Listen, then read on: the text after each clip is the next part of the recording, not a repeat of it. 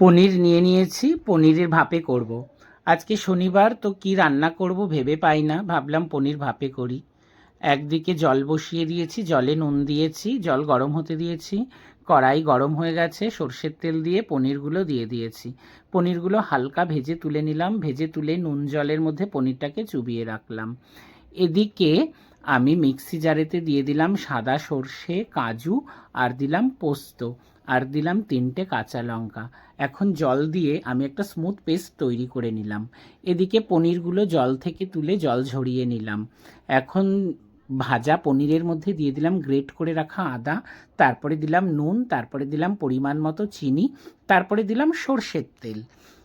এরপরে স্মুথ পেস্টটা আমি এর মধ্যে দিয়ে দিলাম।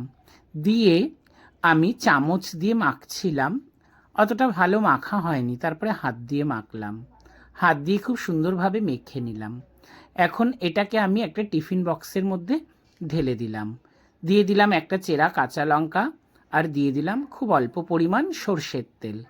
এবারে আমি এটাকে ভাপিয়ে নেব। তার জন্য কড়াইতে জল দিয়েছি, জল দিয়ে স্ট্যান্ড বসিয়ে দিয়েছি, স্ট্যান্ডের ওপর টিফিন বক্সটা বসিয়ে দিয়েছি, টিফিন বক্সটা বসিয়ে ঢাকা দিয়ে দিয়েছি। ঠান্ডা হলে বাটি খুলেছি, বাটি খুলে পনির ভাপাটা দেখতে এরকম হয়েছে, আর টেস্ট কিন্তু দারুণ হয়েছিল।